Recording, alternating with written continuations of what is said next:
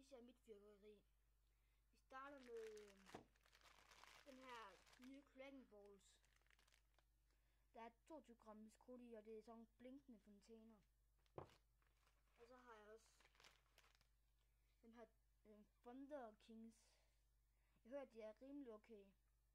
Og der er 5 gram krudt i.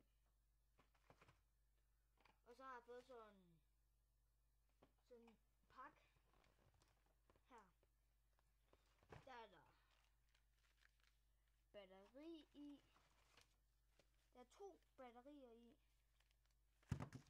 Og så er der fontæne.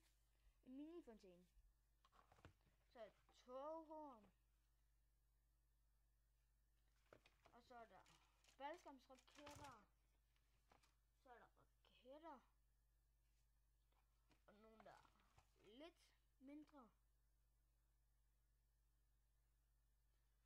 Og så er der romerlys i.